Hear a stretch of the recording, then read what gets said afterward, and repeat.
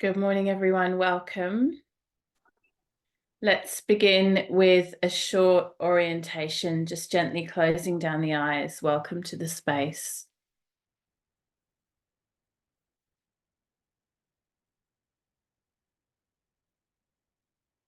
Taking a couple of deep breaths, relaxing your shoulders, relaxing your jaw.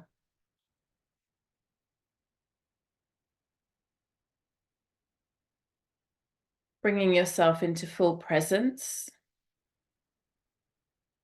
by means of connecting to your physical body through your breath. The breath is the bridge that links our energetic body, our pranamaya kosha, to our physical body, and vice versa.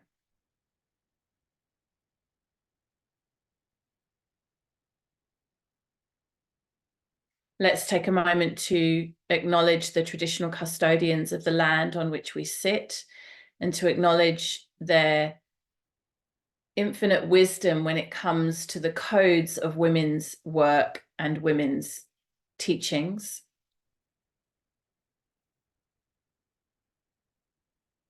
Let's acknowledge the lineage of teachers that come before us, our own personal teachers and our collective teachers.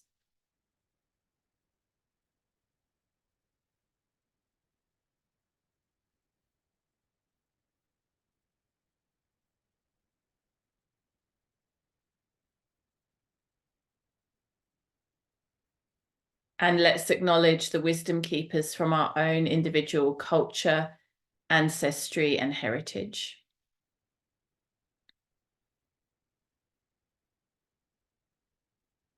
Let's also remember the wisdom of Mother Nature, the wisdom of the earth herself.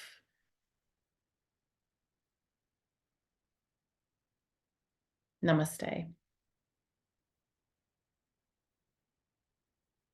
So welcome, everyone. It's lovely to be here with you in this sacred space again. I've set up a little altar just for us this morning. It has a beautiful beeswax candle, and you probably can't see it that clearly, but a card of Lakshmi, because we spoke so much about Lakshmi last time. And this morning I wanted to start, it's new moon energy today. So new moon was yesterday.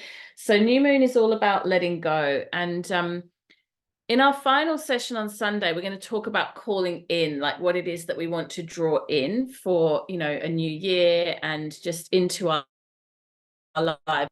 But for today, rather than that energy of calling in, we're actually going to be focused on what it is that we want to let go of. So our focus with new moon and for today's session is all about release. And I wanted to begin by offering you guys the opportunity to have me draw a card for you. So I'm going to use the Rose Oracle deck from Rebecca Campbell, which is one of my favorites. And I've just cleansed this deck with Palo Santo. So I've just used some smoke to give it a good cleanse. And I'm going to shuffle the cards. And just if you're open to it, offer the option for each of you to receive a card that I'll pull for you today in the energy of letting go and the energy of the new moon. So let's just take a moment to drop into that. And you might want to just gently close the eyes down once again and just hold space for those of you who are live on the call for receiving your card today in the spirit and energy of letting go. If you don't wish to receive a card today and you're live on the call, I'll invite you now just for a moment to turn your camera off, and that way I'll know that you don't wish to receive a card. Otherwise, if you stay on camera, I'll draw a card for each one of you. I'm going to start with Sarah. Oh, this is so appropriate. We're already right in the zone. So Sarah, you got Mother Rose, and the teaching on the card says returning to each other through compassion and humanity. Mother Rose, I'll hold it up so hopefully you can see it. returning to each other, compassion and humanity. Sarah's a beautiful mama to twins, so that's a very appropriate card for her. Thank you. You're so welcome.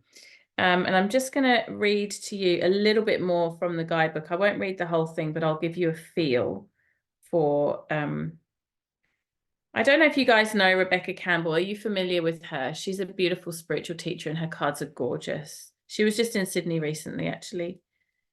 Okay. This is for Sarah, a sacred symbol of the feminine. The rose has been here much longer than us. In ancient times, garlands of roses were placed around statues of mother goddesses to worship her. We are all her children. She connects and unites us all.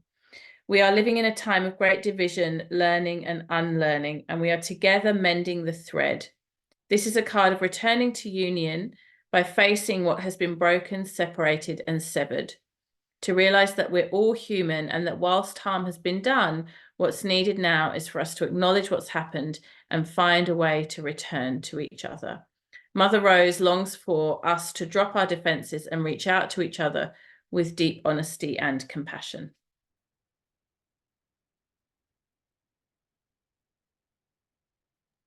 Thank you. That's, yeah, so resonant. Beautiful. Can't quite tell you how much. Thank you.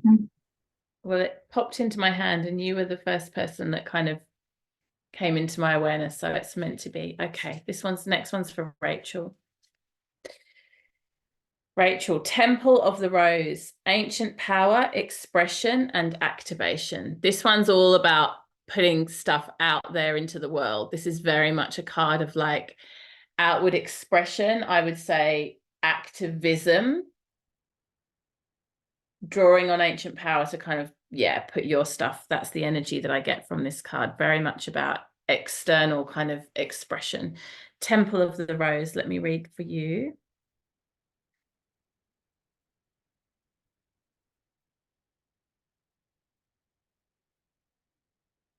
Go. Feminine power, expression, and wisdom have been suppressed.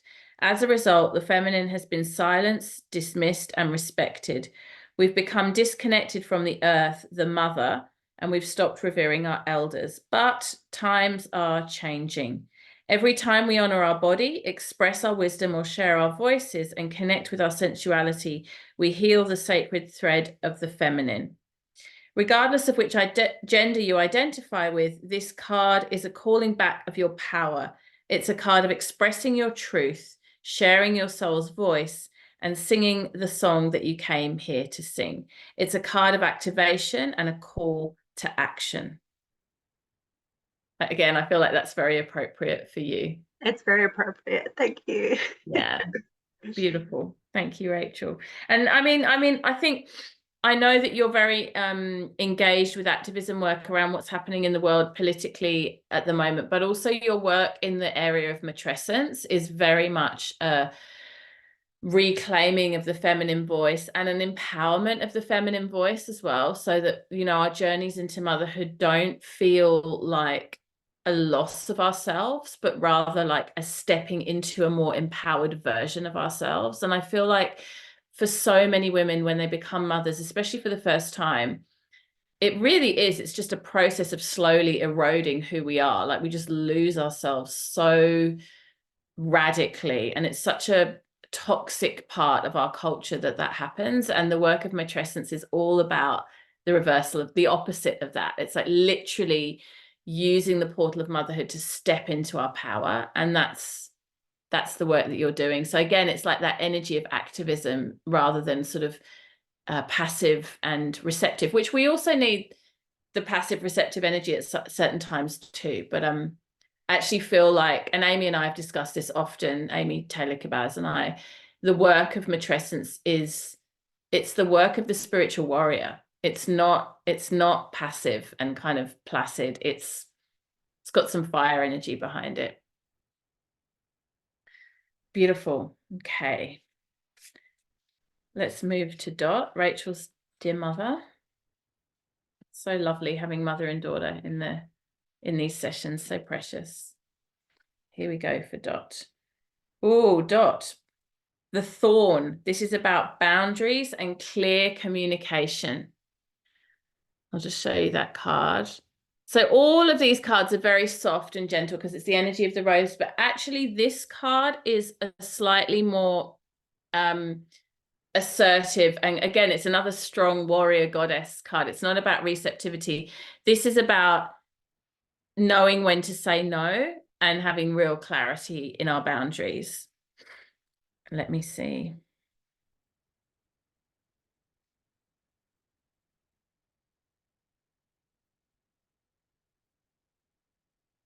Doesn't want to be found.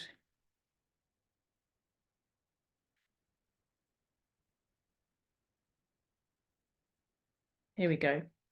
The rose is the queen of all flowers. Her soft and fragrant bloom takes our breath away. She is a bridge between heaven and earth and has the capacity to act as a portal to our true selves.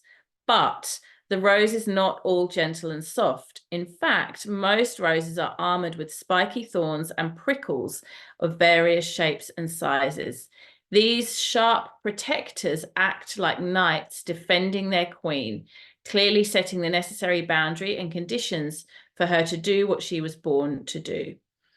So often we don't get taught how important clear communication and loving boundaries are to relationships. When we're not clear on our needs and we don't communicate them, we don't take responsibility for them. Communicating our needs and establishing our boundaries allows us to feel safe, and for those who we are in a relationship with to feel safe too. This card delivers the message of importance of clear communication, boundaries, and taking care of our own needs. Does that resonate for you, Dot? Sure. Yeah. Beautiful. Love it. Thank Good. you. Thank you. And Erica.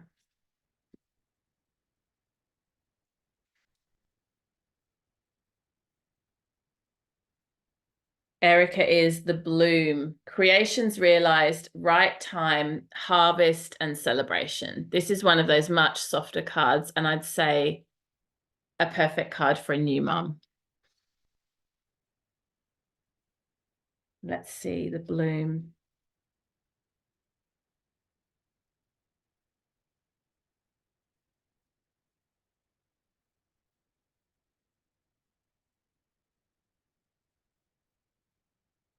Oh, there's one here called the second bloom, which I just flipped past. Maybe that would have been more appropriate given your experience back into motherhood. But let's see, we picked the bloom. There she is. This card is all about reaping the reward for what you've created. Your dreams have manifested into matter. It's a confirmation that you're currently in the bloom phase of your cycle of growth. The bloom is where we're at our fullest. The sun is shining, things are bountiful, and we're at our most expansive. Don't take the bloom for granted. Enjoy it while it's here, but don't hold on to it for too long either. Let it be what it is in its fullest, and when the time comes to return the petals to the earth, you'll know when that is and do that too. New babies bring that beautiful blooming energy.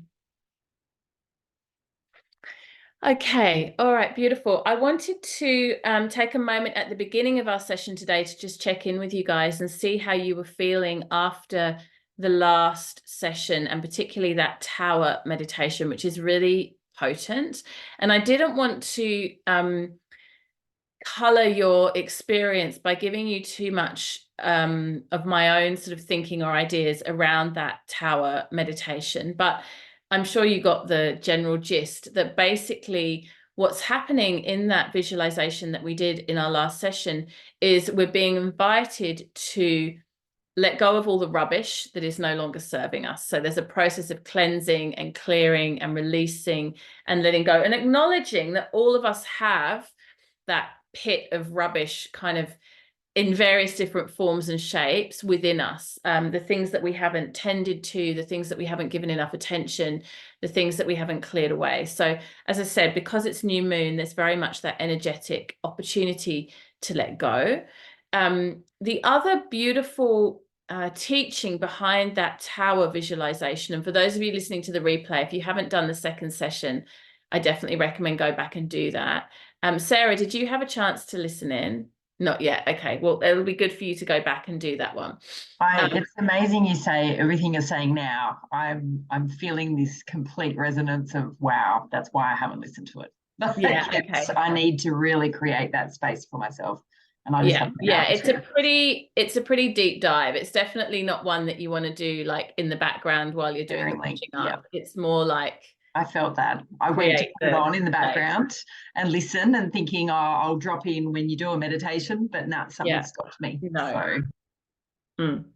You definitely want to make the space for that one. And it's one that you can do again and again. I mean, Uma's work, she really works. I think of her as a modern, like, she's a mythologist. You know, she works with metaphor, she works with story, she works with dreaming, and she doesn't give you like a clear linear pathway. It's very much up to your own personal journey and investigation. So a lot of her visualizations and her teachings are very, like, if you listen to them multiple times, you'll get different layers and you'll get different meanings at different times. There's a lot of space for our own interpretation, which I think is really beautiful. So yeah, one part of that visualization, that process, is this shedding of the rubbish, the letting go. And it's sometimes very simple. You know, I remember years ago, I did a meditation training with a Buddhist nun, and she just phrased it so simply. She said to us, you take out the trash in your life, you know, in your home every few days. You know, you bundle up the trash and you take it out to the garbage and you clean out the bin. But we don't do that with our own psyche, with our own minds. And she was talking about the process of meditation as being a beautiful process for literally cleaning out the garbage of our minds. And actually, it's interesting because our subconscious does this through dream state. So we know that for mental health and for like body and emotional regulation, dreaming is actually really important. So if you're a person who never dreams, there's some clues in that too. Like there's a certain amount of suppression is a strong word, but there's something you're not resourcing, there's something you're not accessing that could be very potent and helpful for you if you're a person that never has dreams or never remembers their dreams. And it's quite possible to work with your dreams and invite them to become more lucid and to become more like messengers. Like this is definitely something we can ask for. Like when you go to sleep at night, you can literally ask source for divine guidance through your dreams. And what I find, and I mean, this is just very personal to me, but I'll just share this with you because this might be helpful for someone to hear, is actually in my lived experience, in my daily life, I experience very little anxiety and overwhelm. I'm not a person that has a lot of anxiety. I'm pretty, I feel pretty solid in myself, pretty robust. But in my dream states, I often experience quite high levels of anxiety. So I often dream, for example, that I've lost something. Sometimes it's a child, they're really distressing dreams. I'm sure those of you who are mothers have had those dreams. I have those dreams fairly often, or that I've lost something important that I need, or that I'm lost and I'm looking for something. There's this sense of like searching. Those are very common dreams for me, and they have a sort of strong anxious undercurrent. And for many years I was quite disturbed by that, and I felt like, oh, it means that there's like some hidden shadows in me that I haven't processed. Even though I'm doing all this personal development work and I'm on this journey of spiritual growth, there's some like dark corner that I haven't like, you know, excavated yet because I have these dreams.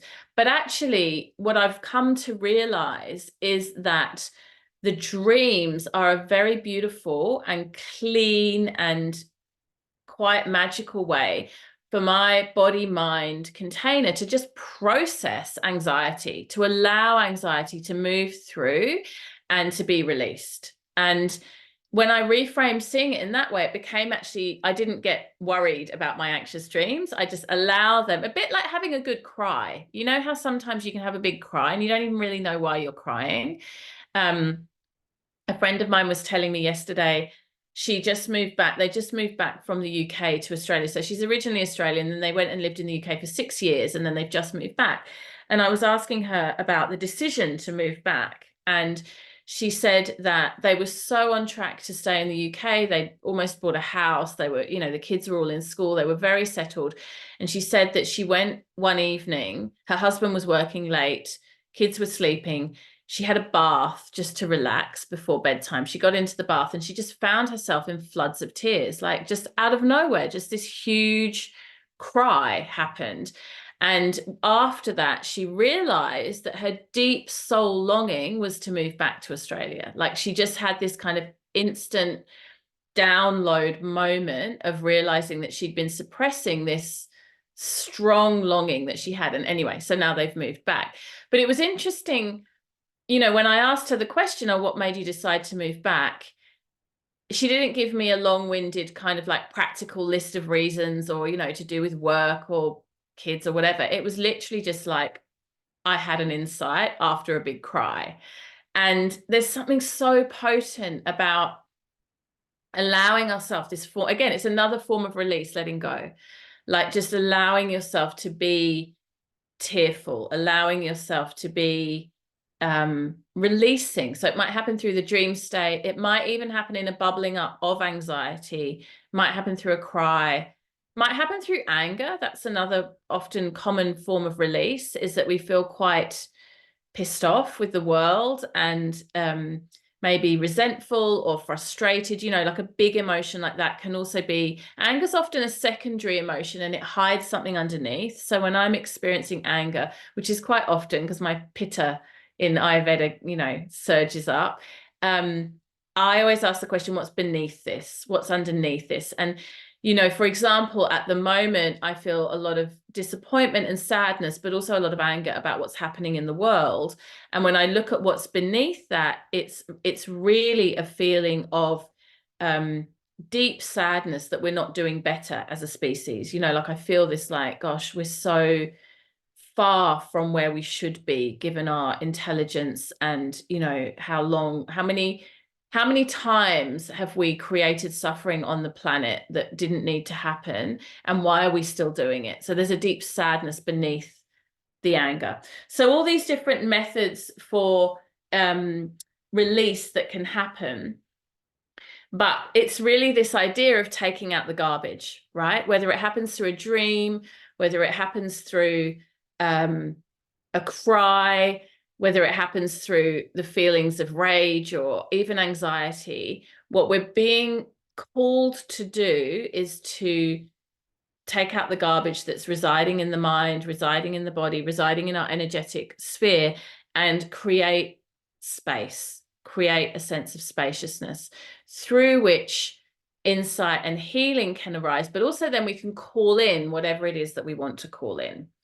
And we always have to go in that order, right? You've got to take out the garbage before you can make your house beautiful and clean. If there's a big pile of stinking rubbish in the corner, doesn't matter how many pretty altars you make and how much incense you burn, that festering pile of rubbish will always be there. And that's exactly what Uma is pertaining to in the beautiful guided visualization that we did on Sunday.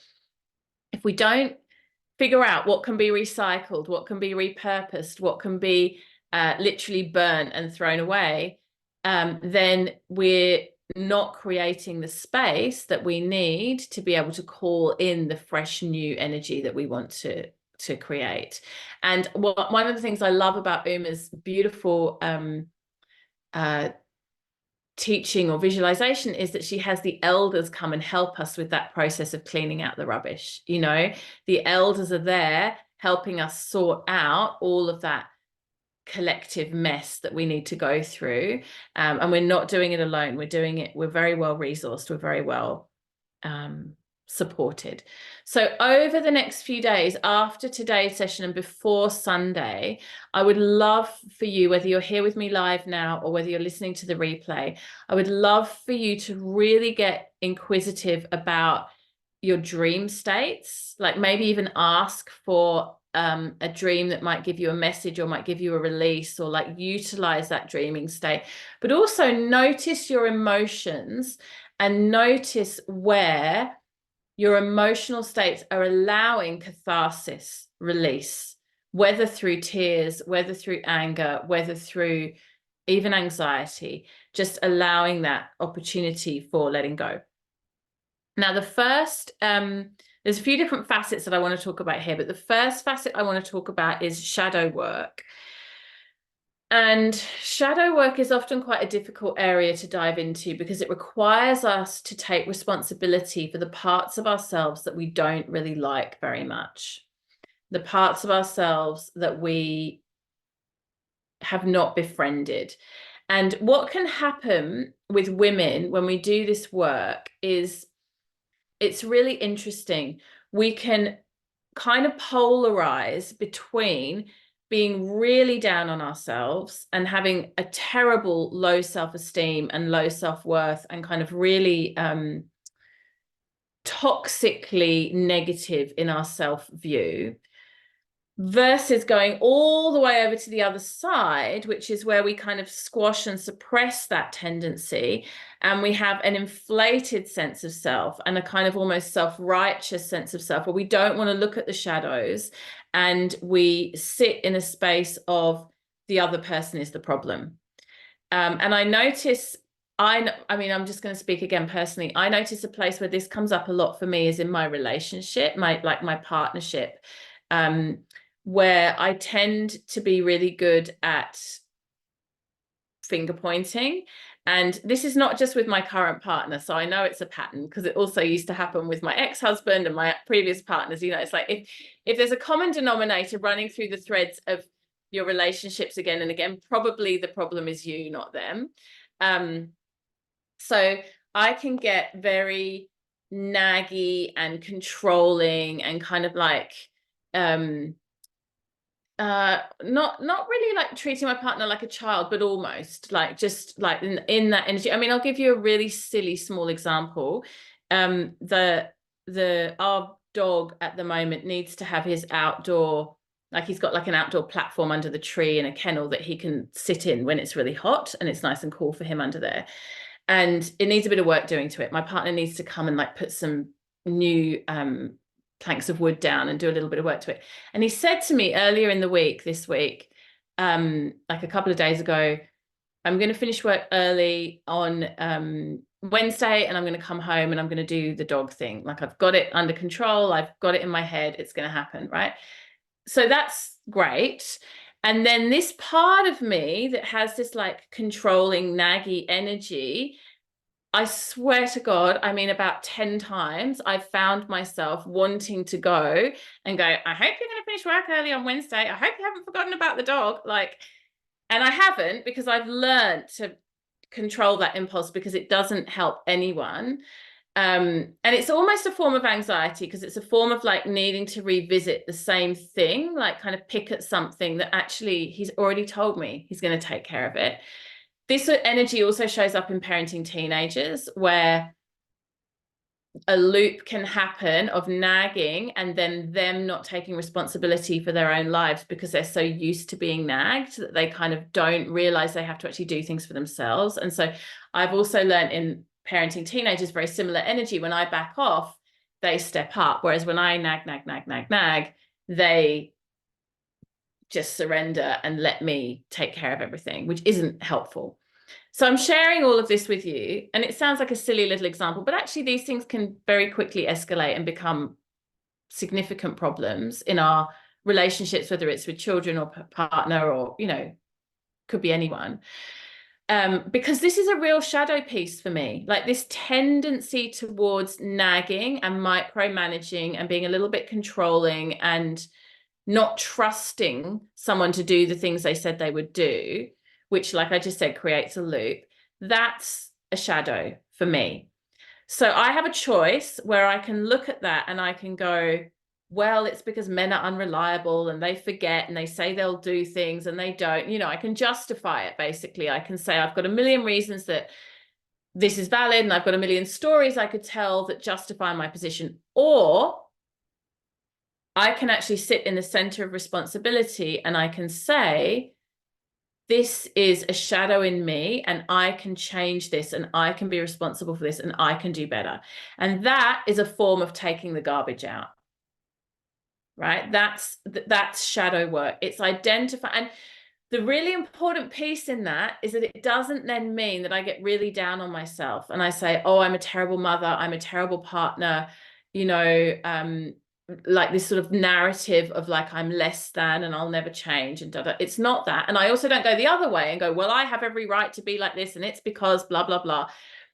We sit somewhere in the middle, which is usually the skillful place. Buddha taught this again and again, middle path, where we go, I see this trigger coming up in me that I want to nag. It's like I can feel it and the words are like almost about to come out of my mouth. And I'm going to just catch it and I'm going to let it go. And I'm going to notice what happens when I do that. And I'm going to notice also, which is very interesting, how often that impulse arises. I went to the shopping mall yesterday and I had to hand my phone in because the speaker was broken. I had to hand it in to be fixed. And it took an hour to do. And I was walking around the shopping center while it was being fixed. And I cannot tell you how many times I went to grab for my phone. I had my shopping list on my phone, so it was kind of annoying that I didn't have it with me. But that impulse to like look for my phone, for my banking app, for my shopping list, for this, for that, like about 10 times in an hour, I was like, oh yeah, it's being fixed. And I had to remember. And it's exactly the same when we start catching ourselves in our shadow. These little impulses that we have, whether it's to nag or to another one that's very common for women. And again, I'm just giving examples. Your personal experience might be very, very different to this, but a very common one for many women is to have a negative thought about our bodies or the way we look. Multiple times a day, that moment of, oh, I'm getting gray hair. Oh, I need to lose weight. Oh, my this. Oh, my that. Oh, this dress doesn't look as nice as I thought. Whatever it might be. Negative self-talk about how we look tends to be a very, very common garbage shadow that we can capture and notice. And in the noticing, we start to let go of the habit. In exactly the same way that I can catch myself when I'm just about to nag or repeat myself to my partner or my children, I can capture myself when I'm having that negative thought about some body part or something about the way I look, and just notice it. And notice it as a shadow thought. Notice it as something that is not going to lead me towards healing in any way. So those are a couple of examples of shadows. What I'm going to invite you to do right now is to get your journal, notebook, paper out. And if you've got an oil available to use today, please grab that now. I'm using Indie Rose oil today, but you can use whatever you might have to hand. Let's just anchor into the physical body. You might want to take a couple of drops of your beautiful oil. Rub the oil into the hands if you have something available. It doesn't have to be rose. Of course, rose is beautiful, but whatever you have. Really rub a lot till you can build up quite a lot of heat and energy. And then place the hands in front of your face. And let's take 5 full deep inhalations. Inhale. And release. Inhale. And release. Inhale. And let go. The last one, big inhalation. Enjoy that fragrance. And release. So taking your notebook, taking your pen, with full loving kindness towards yourself, in full reverence of the incredible human that you are, let's take out the garbage. And I invite you to literally just freeform journal on the shadow. What are the shadows? Where are the shadows showing up in your life right now? Where can you take better responsibility?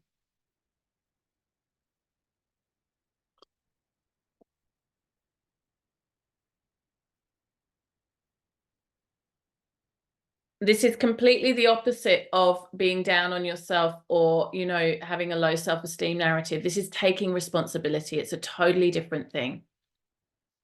And knowing that what you see clearly and what you catch in terms of patterning can be changed.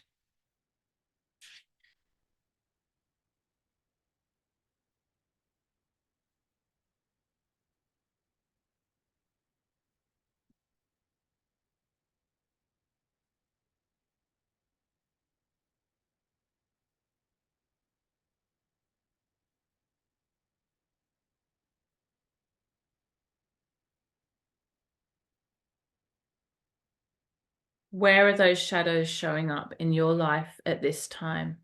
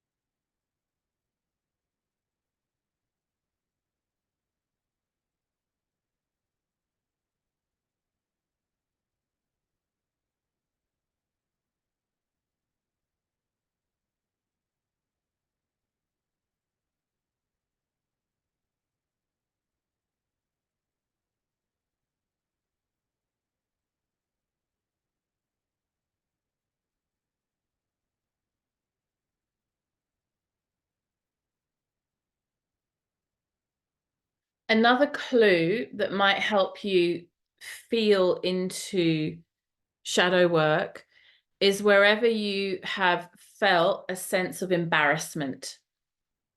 So if there have been times where you have felt some embarrassment, this can sometimes, not always, but this can sometimes show us the shadow.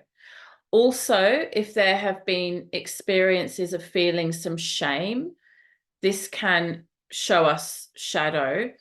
And another place where shadow often dwells, and this is a big one for many of us, is in the discrepancy between our ideals and our actions. So where we're not living up to the values that we really aspire to, where we're not holding ourselves accountable,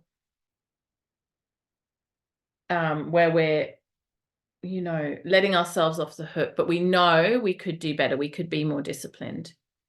I mean, I'll give you an example again in my own life, in full transparency. One of the areas this comes up for me a lot is in the dance between vegetarianism and veganism. So I'm a vegetarian, but my true values, my heartfelt value is for vegan diet. Like, actually, if I was to really live in full alignment with what I believe, I would be a strict vegan. But I get lazy with it. You know, I go out and have pizza and love gorgonzola, and I just think, oh, it's fine. I'll just have, you know, some pizza with dairy. And on one level, yes, okay, that's fine. But on another level, actually, that's an erosion of my true relationship between my ideals and the way that I'm behaving and what I'm doing. And these things build up again and again and again. Another really small, it's such a little example, but again, it's these things that build up. Recently, I don't know why this happened. I just kind of, again, got lazy. I stopped reading my younger children a bedtime story. I just got frazzled at the end of the day and tired and honestly just couldn't be bothered. So I started putting them to bed, the two younger ones, without a bedtime story. We'd do like bath and teeth and blah, blah, blah. And it would just be like, okay, we're going to bed now, that's it. And when I stopped to think about that and really look at it, actually, it's a really deeply held value of mine that I spend this time connecting with my children and that they're learning to love books and not just screens, and et cetera, et cetera, et cetera. So I've come back to, no, I need to step up. And even if I'm tired and even if it doesn't feel important on that day, reestablish that habit of reading a bedtime story. Such a small thing, but it creates a little disconnect between my truest held values, what's important to me, and the way I'm acting. And when we do that, we drop into the shadow. Now, there's also another side to that, which can be that sometimes we just need to let something go and say, I don't have capacity for this right now. I'm going to outsource it, not do it, whatever. Like, I'm just not going to be vegan. I'm going to be vegetarian. I'm not going to sit in that space of beating myself up about it. Or I'm going to get one of the older kids to read a bedtime story to the younger kids, which I have tried that, but it usually just ends up in wrestling.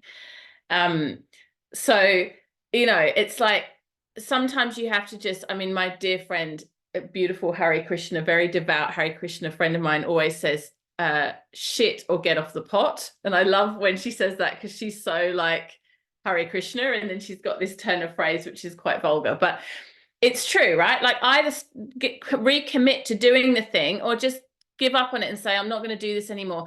Many of us as women, myself included, sit in this in-between space of feeling bad about ourselves because there's something we'd like to be doing, but we're not doing it. So it's like, make a decision. You're either going to step up and come into alignment, or you're going to go, you know what, right now I can't. And that's okay too.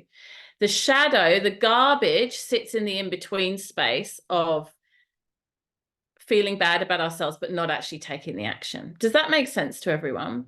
Yeah, good. I'm glad. Okay, a few more minutes on this shadow work. So where has there sometimes been embarrassment?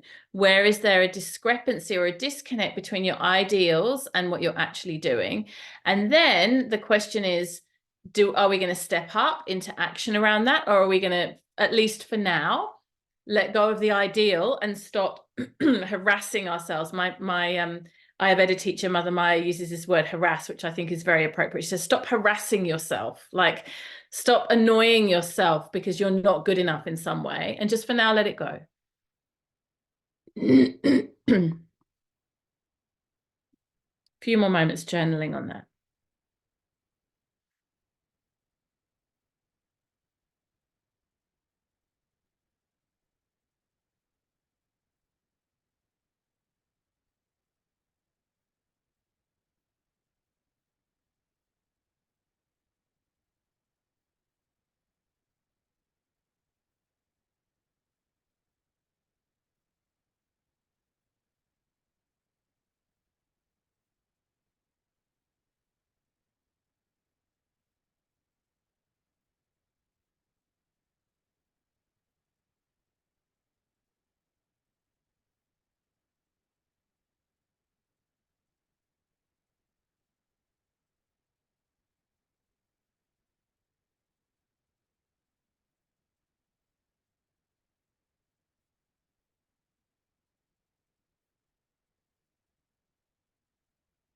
Okay. And of course, this is always work that is to be continued. It goes on.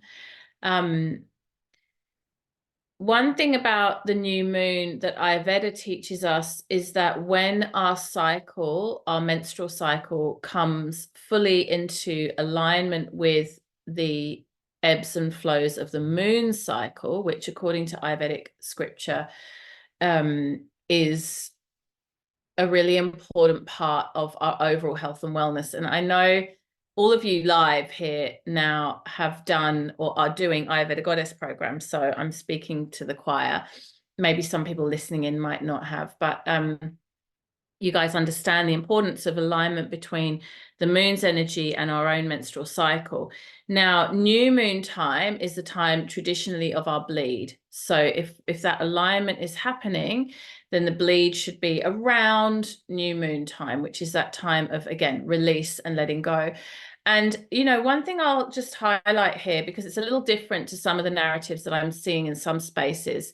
Sometimes I've been seeing in some of the women's work and teachings this idea of really honoring the menstrual fluid, the menstrual blood. And, menstrual blood can be used as like fertilizer. You can put it in your garden and that kind of thing. But actually in Ayurveda and in the Eastern teachings, it's really seen as a waste material. It's seen as toxic. It's the same as feces or urine or phlegm in terms of how it's categorized.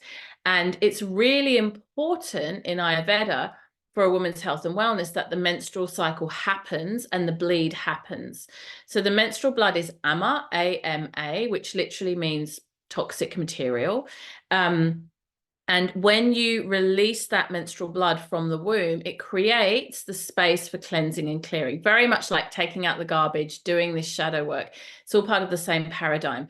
And that, as I said, is meant to happen if the alignment is in harmony around the new moon time. Now, for many women in our culture at this time, they might be on birth control or for various other different reasons, not having a bleed or not having a regular bleed. And Ayurveda really does see that as problematic. Obviously, if you're menopausal or postmenopausal, that's completely different. That's totally fine. But you know, around pre and postnatal, it's a bit of a different journey too. But in our reproductive years, when we're not pre or postnatal and we're not perimenopausal or menopausal, we really want to be doing all that we can to make sure that we are having a regular monthly bleed. And one indicator of really important indicator of health is that the blood is quite red and vibrant in its color. Like if your blood is darker or brown or has a strong odor, that's an indication of stagnation in the uterus, and it's not a great thing. So, you know, I talk about this a lot in the Ayurveda Goddess training, but if you are on some sort of contraceptive that is meaning that you're not having a regular bleed, you know, my recommendation would be to really think about whether that is the most beneficial for your health. And even that aside, when you do have your bleed, when you do menstruate, thinking of it as a beautiful opportunity for detoxification, for cleansing, for clearing, for literally the womb shedding its lining, in exactly the same way that when you have a bowel movement, I mean, you know that feeling when you've had a really good bowel movement, you feel nice and empty and it feels complete. Like it's a beautiful feeling versus being constipated, which is just the worst feeling. Exactly the same with our menstrual cycle. If our cycles are going very long and they're lagging, or we're not menstruating fully, two things are happening. Energetically in the womb space, we're holding a lot of ama, we're holding a lot of toxicity. So what happens, I'm not talking physically now, but energetically what happens is a certain heaviness and a lack of ability to access our female intuition and the wisdom of the womb, because it's clogged, it's stagnant, right? Now, on a physical level, what Ayurveda would say is if the menstrual fluid is being retained by the uterus, you're not having your bleed because of, for example, contraceptive pill, the body has to reabsorb that. So you're actually adding a huge amount of stress to the toxic load of your body, that it's having to reabsorb this material, this menstrual fluid that should be being eliminated. So I don't want to speak about the energetics of womb work without just at least mentioning that physical piece, which is around the importance of having a bleed. And even if you use tampons, which, you know, I'm not going to lie, I do, because they're just very convenient, at least for some of the time of your bleed, it's really good to have a look at it. Like just notice the color of the blood, notice is there a lot of clotting, just actually engage with that release process. It's another part of taking out the trash. It's another part of cleansing and clearing. All right, I want to take you guys through a guided process around this practice of letting go. But before we go into that, I'd love to invite you to share any of your shadow stories. I've already preempted with mine, so you don't have to feel shy. And just a reminder that anything you do share stays completely within the confines of this group. It doesn't ever go anywhere public. The recording is only for people that are signed up into this space. Does anyone want to share the shadows today? Erica. And again, before I get into that, Katie, can I just ask, what about, so obviously I'm breastfeeding and haven't had a bleed yet.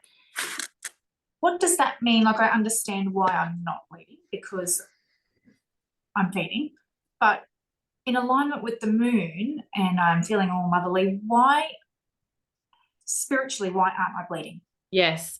So it's a really beautiful question. And what's happening on an energetic level right now is that, well, there's a few different things, but when you and your baby are united by that breastfeeding bond, you're actually energetically the same entity. It's almost like you're not two separate beings yet. Like you're still like energetically the same thing. And actually modern psychology really, I mean, that's an Ayurvedic perspective, but psychology supports this. A beautiful example is most children, if they've been well mothered, don't say mama first. They usually say dad or the name of the dog or their brother, and they quite often name a few other people around them before they say mum. And a lot of mums find that quite disturbing. I know I have with my kids. I'm like, why am I like number 6 down the list? But the reason is, and this is more like modern psychology has shown this, is because actually really young children who are just learning to speak don't fully differentiate themselves from their mothers. They see themselves as so much a part of their mum that it's almost like you don't deserve an identity of your own. You don't get a name because you're just part of this nucleus kind of identity that they relate to the world through. So I find that really beautiful. And that's exactly what the breastfeeding bubble, certainly for the first year or so, maybe even a bit more, is all about. And so energetically, you're not nearly as cyclical right now, even hormonally. The cycles aren't happening. You're on a bit of a flat line right now. You're just producing breast milk, not just, but, you know, producing breast milk, recovering from labor. You're not having those ebbs and flows of progesterone and estrogen because you're doing one job, which is produce breast milk, feed your baby. Yeah. As that starts to taper off, either because you stop breastfeeding or because your baby starts solids and you breastfeed a bit less, then the hormonal dips and peaks and troughs start to come up again. And that's when you'll move more into this cyclical mode and you'll probably start to bleed again. So it's actually a good sign, and it's meant to be that you're not meant to be bleeding while you're particularly exclusively breastfeeding. Like, it's very, very depleting if you have a bleed while you're in the first 6 months of exclusively breastfeeding. It's also not recommended in Ayurveda to get pregnant again in that time, because the body just needs to build up more ojas. Ojas is like immunity and energy and elixir of life, and when you're in that first 6 months of breastfeeding postnatal, you just don't have the reserves. So how old is your baby now? It's like 9 months? Nearly 4 months. Oh, 4 months. Gosh, it's not very long at all. I thought much longer in my head. So yeah, no, you're right in the thick of just recovering and feeding, and plenty more time to go probably before you start to bleed again. And that's as it should be. When I had the girls, I fed them till they were 3 years old, and I didn't bleed at all. But I just always wondered the spiritual reason. But I suppose it's all connected, isn't it? The physical, hormonal, and spiritual. But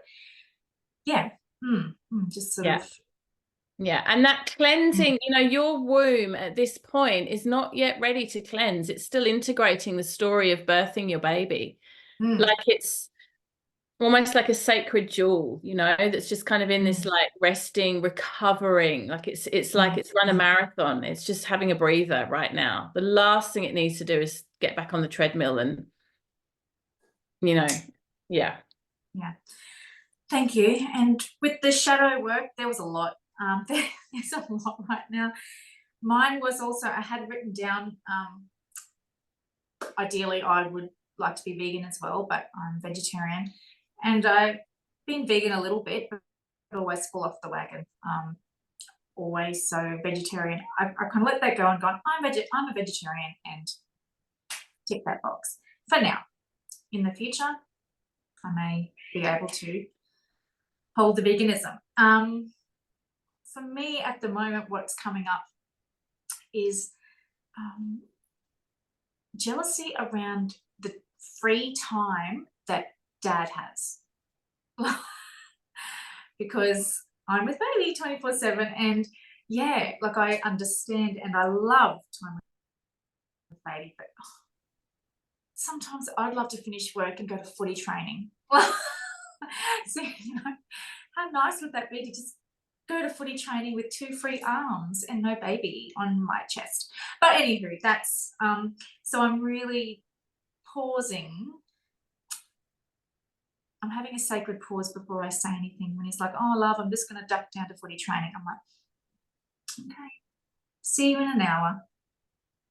And when he gets back after footy training, he's a great help. But yeah, so at the moment, it's a little bit of frustration and jealousy of seeing all the free time it looks like other people have. Yeah, beautiful. Beautifully expressed, and I think a very, very, very common thread for many new mums. Thank you, lovely.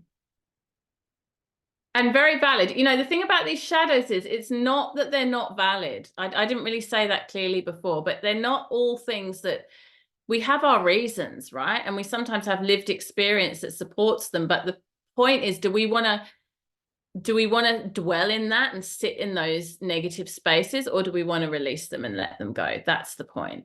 Yeah. I keep telling myself and reminding myself that this is just a time. This is just a little time in my life. So just really be present with what is, and that's me and Bodhi. Yeah. And I mean, I know everyone says the same thing, but it's so true. It does change so quickly. Yeah. Yeah. Yeah. Thank you. Who else would like to share their shadow exploration? Sarah? Hi. Yeah, my shadows are in my relationships with my family, and the way I parent. I see so clearly what I'm doing and what I'm attached to, and the, you know, conscious parenting, and wanting so desperately for my daughters to receive all these learnings and these, have this self-awareness that I was never ever shown or had anyone around to connect with, and it's sort of become a bit of a toxic component, because what's occurring is I'm reacting to my partner and I react to my daughters. And through my journey of doing this work, I find what happens is I get so reactive around when they don't pause, or, you know, they're not choosing to be with their feelings, you know, and I'm so passionate about it. But what's occurring is I'm bringing this toxic element in and not allowing the space. And so, yeah, big one for my partner as well. And I feel like it's something that's been trickling in with awareness for quite some time now. And I feel like it's almost just landed. And what's been going on this week as well in our family, it's just gone, yep, that's it. It's all me. It's actually all me. And it happened this morning. Like, I made a decision yesterday, right? So because where I can see, what was the question you said? Am I going to take action or just let it go, or let it be? I find that really powerful, and so yeah, I'm going to step up in letting people be. You know, letting my partner have his reactions, because even when I do this work and have these awareness and these, like right now, I so desperately want to share that with him, and I'll end up sharing it in a toxic capacity. So then he's not in a space to care, let alone make sense of any of that.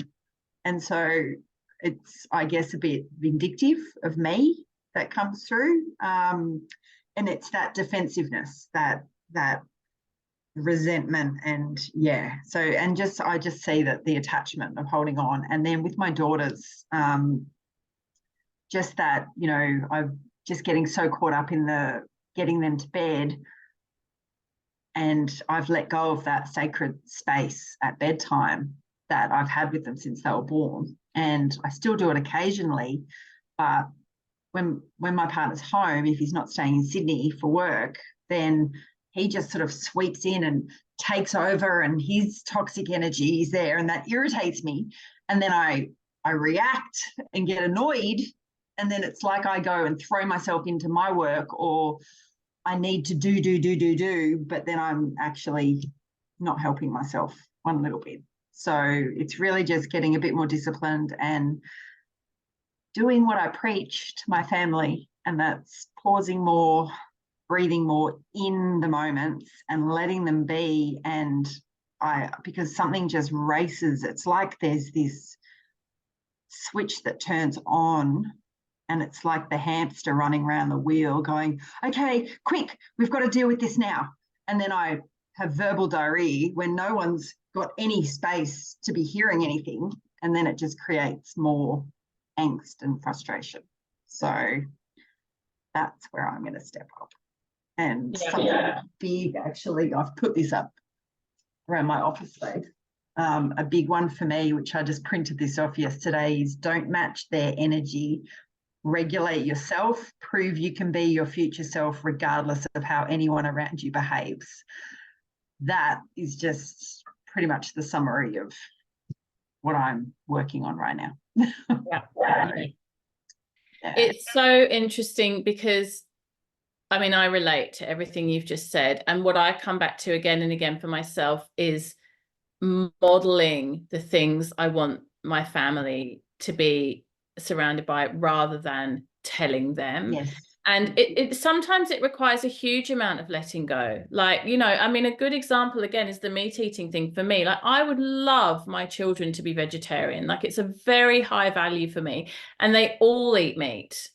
So I just always come back to, I can model for them that I'm a vegetarian and they've, you know, I don't eat meat, I never have, and they'll never see me do that, and they'll remember that and they'll know about that in their lives. But I'm not gonna, and I'm not, you know, hats off to people who do raise their children vegetarian. I have a lot of admiration for that. But my personal choice is that they can choose, and I'm going to support them on that journey, even though it isn't in alignment with my own values, you know. And I mean, there's lots of other examples I could give, but like, rather than that sort of, it's another form of controlling, and I say that with love, and I say it to myself as well as you, but that desire to I've written that control, down too. it's come back to your own modeling of your own, what you want to be, and then they learn from that and they grow from that.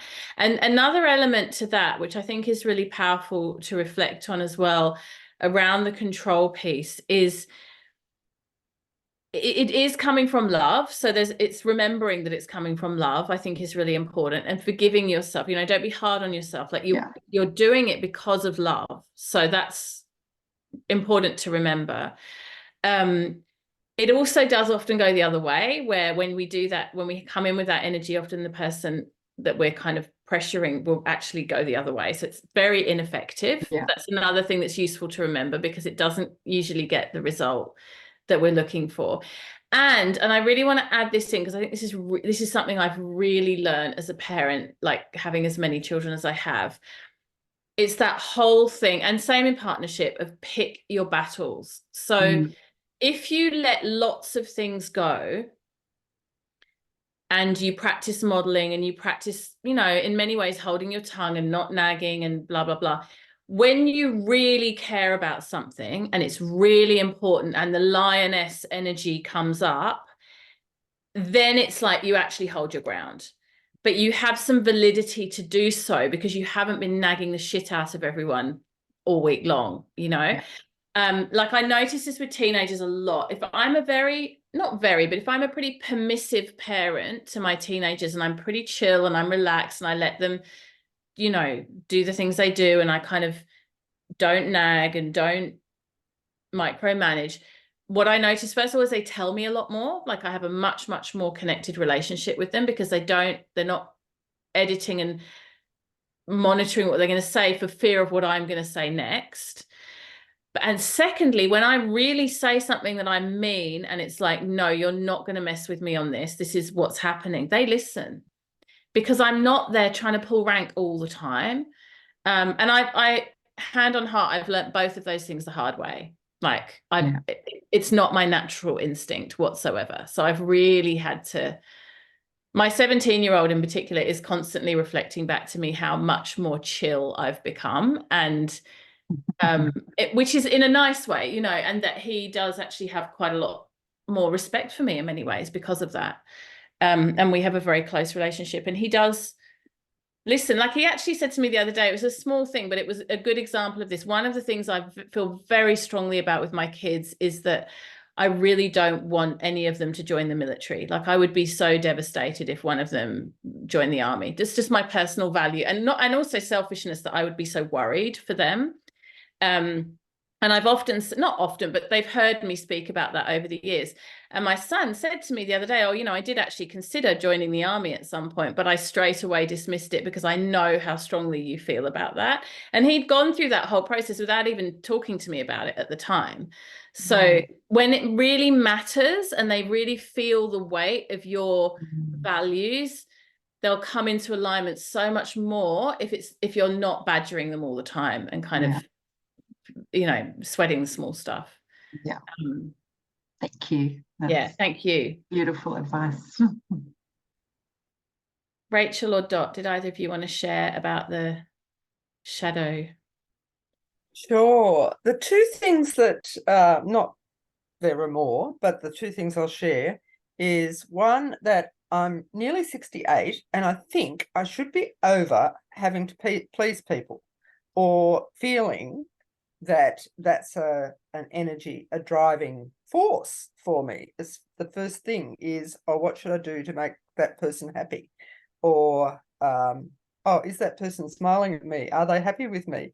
And it just is like all the time, this conversation in my mind is, I should be over this by now, or I'm big enough and old enough to take a stand and not be fussed about people thinking that of me.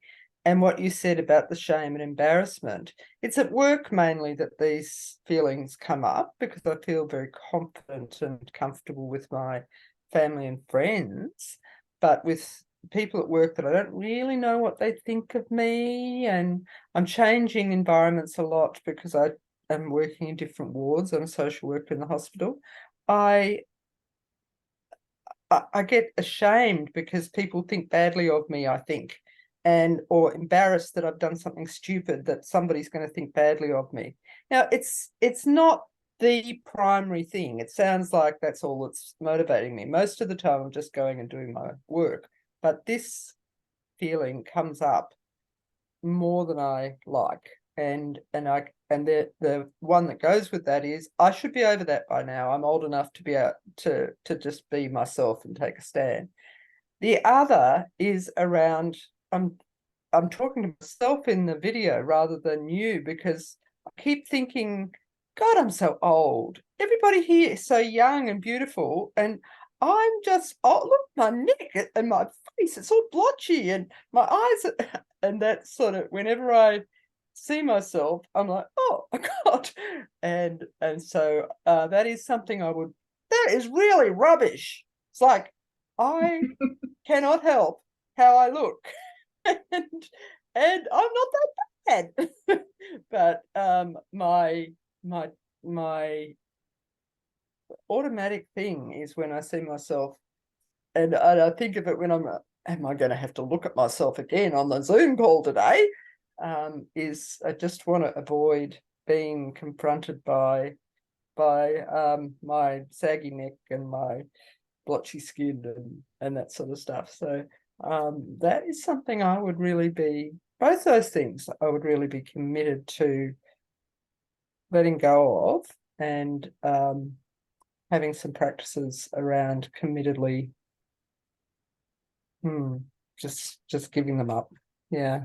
I think, I mean, both the things you've just shared are such universal things for women. Like, I'm sure everyone was nodding and smiling. Like, and I do feel like, I mean, I don't want to get too much into the gender conversation, but I actually feel like people pleasing and concerns about our appearance are not uniquely female or feminine, but very much stronger for women than they are for men. It really isn't the same. You know, they're just, yeah, they're very deeply ingrained societal, cultural threads, and it's so hard to break them. It's so hard to break them.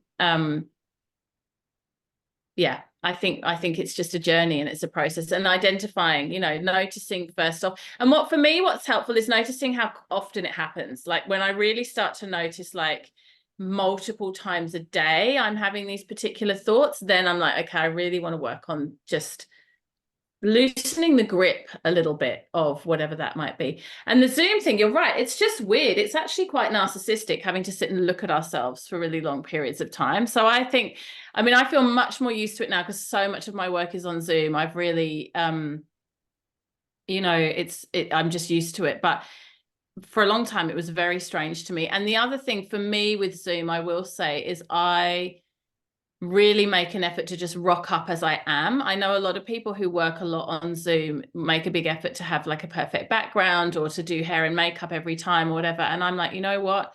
I'm actually going to just represent myself exactly as I am in that moment, because that feels so much more authentic. So That's been a big one for me, of like, I don't have to be Zoom camera ready. Like, I can just be me and show up, and that's good enough, and that's okay. Yeah, thank you for sharing. Very, very universal. Yeah, what you're sharing is very universal, I think. Rachel, did you want to jump in? I do. So I think a big one for me is with the kids and this not being heard, you know, just feeling like, I mean, I've got little kids and they're 2 and 5, and I find myself repeating this. I could probably say the same thing 10 times and they still won't have done what I asked. You know, it might be trying to get out the door or whatever. And then I get to the point where, like, I don't want to yell at my kids, but I do yell at my kids. By the 10th time I've asked, I'm yelling. And so the shadow part of me is not being heard. I think there's this part of me that just doesn't feel like I'm just invisible. You're not listening to me. Why is nobody listening to me? And sometimes when I'm resourced and feeling good, it can be a matter of, I just need to give it 30 seconds. Like, I need to actually just pause for 30 seconds and then they will actually do what I want. But because it says, come on, come on, come on, come on, come on, like, well, this is what we need to do. And I might have asked them 10 times in a space of a minute, probably. And they move at a bit of a slower pace than I do, you know. So that's a big one for me, is the not feeling heard. Yeah. And with young children, that's especially hard. I definitely can relate. And I want to add too, Katie, like, everything that you've been saying has resonated so much with me. You know, that even the words that you're using, it's like I've been let go has been, and I know that it's been new moon, but it's, you know, even the space in between, you know, the words that you're using. What's playing in my mind a lot the past week is like this rites of passage, and, you know, the different stages, and how does this, you know, we have to let go of the former version of ourselves in order to sort of move forward. And there's a lot of that sort of natural moving forward. So, yeah, I just want to say everything that you're sharing is really resonating. So thank you.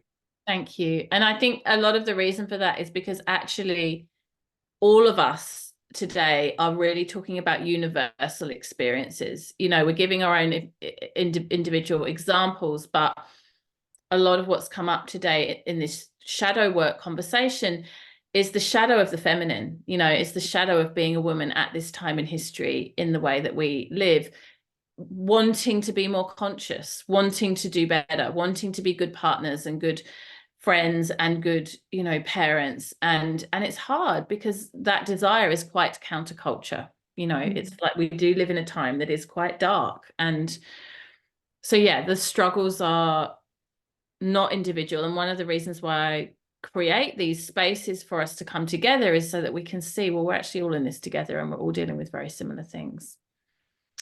All right, we're going to come into, for our last few minutes today, a guided process around releasing and letting go of the garbage and the shadows. So you can put your pens and papers down.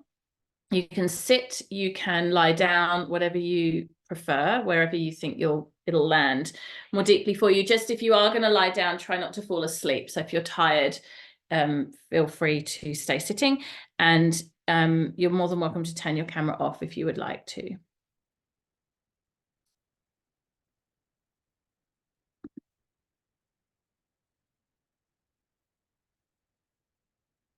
So begin by bringing your awareness to your breath and to your physical body.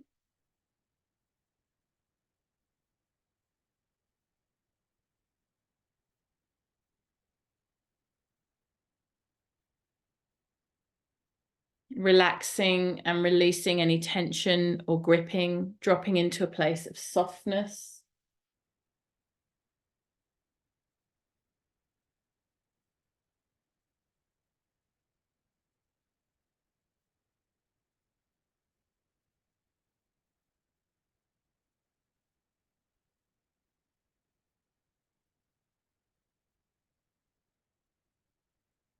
And bring your attention now to your womb, to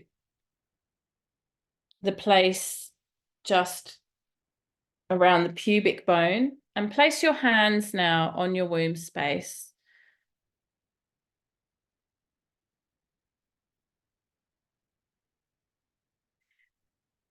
And I invite you now to use the imagery of the rose, the soft, beautiful imagery of the rose, and visualize a rose present in the center of your womb space now.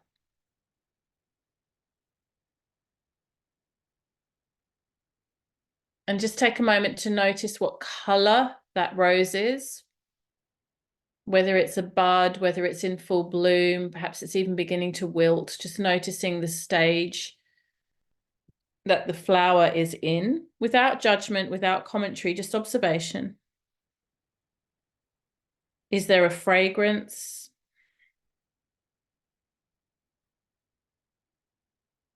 Getting really clear on that image of the rose in the womb space.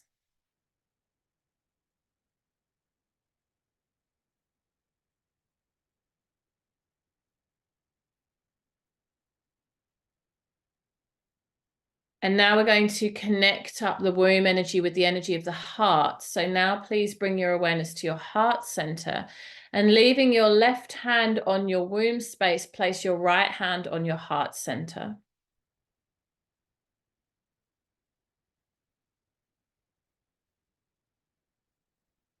And I want you to imagine that there's like a crystalline superhighway between womb and heart, like a ray of light, a trajectory that is bright and luminous and crystal and clear, connecting womb and heart like a bridge. And as you inhale, feel white energy, bright, luminous light energy travel from the womb up the front of your body to the heart. And as you exhale, feel that same energy travel from the back of the heart space down the back of the body into the womb.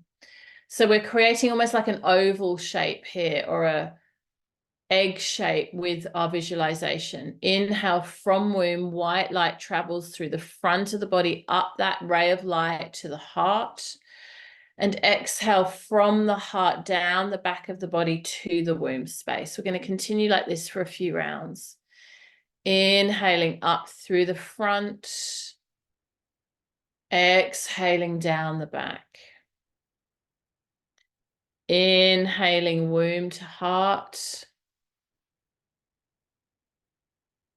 Exhaling heart to womb. Continue like this for a few more rounds. Creating that beautiful resonance, that beautiful connection between heart and womb, and opening up the channel, Sushumna Nadi, with that crystalline, luminous white light, so that the ray of light can travel freely through the torso, through the middle part of your body, which is really the bridge from earth to infinite. It's the bridge from earth to heaven. It's the bridge from lower self to higher self.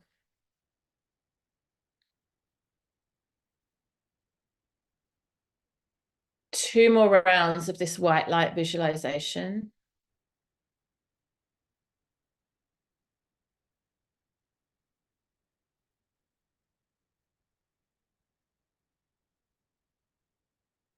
And then from here, bring your right hand back to your womb space. So both right and left hand are resting on the womb. And we're going to use the phrase, I lovingly release, cleanse, and clear on the inhale. And on the exhale, you're going to name all of the garbage that you are ready to let go of, all of the shadows. So inhale, I lovingly release, cleanse, and clear. Exhale, name it. Inhale, I lovingly release, cleanse, and clear. Exhale, name it. Continue this process. And these shadows could reside in physical body. They could reside in the energy body, in the mind, in the feelings and the emotions. Doesn't matter where the shadows are located, where that rubbish is not cleared. We're going to get rid of it now. Inhaling, I lovingly release, cleanse, and clear. Exhaling, name the shadows. Name the shadows. Continue this process in your own time for a few moments now.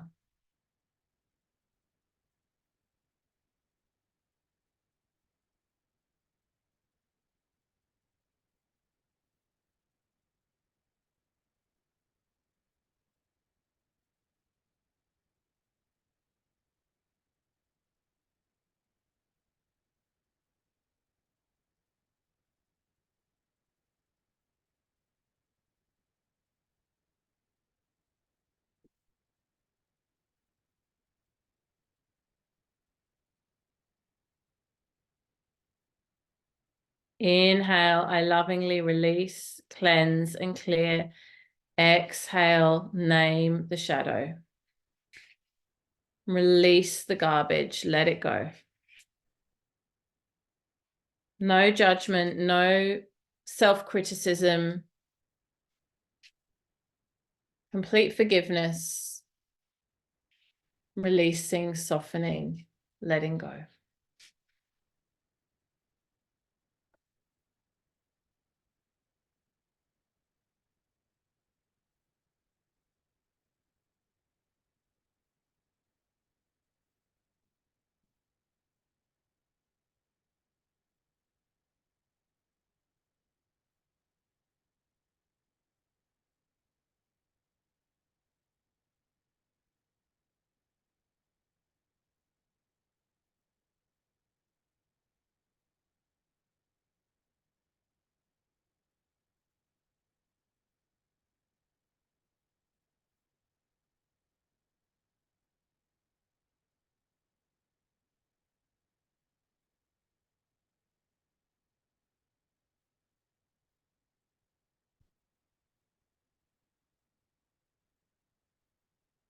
Just a couple more rounds now. Inhale, I lovingly release, cleanse, and clear. And exhale, naming that which is ready to leave you.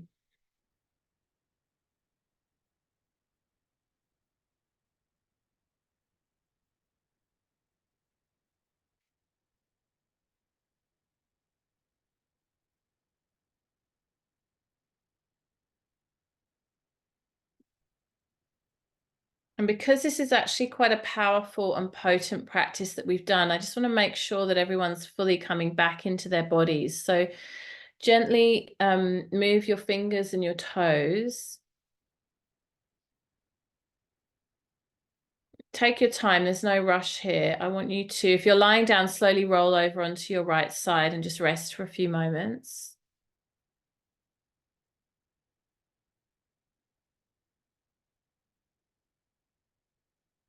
And then when you feel ready, come up to sitting, and you might want to turn your cameras back on, those of you who are with me live.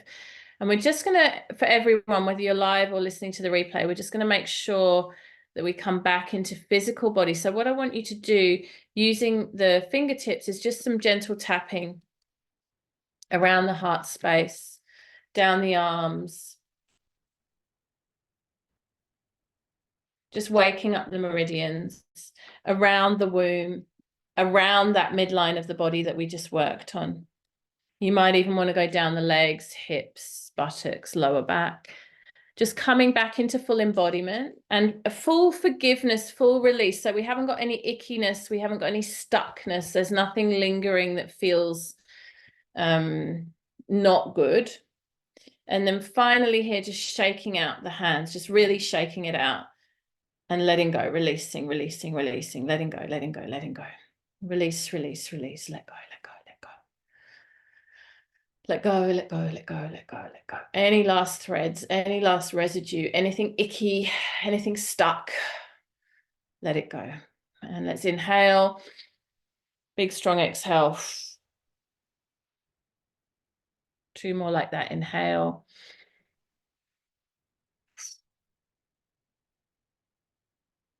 And last one, inhale.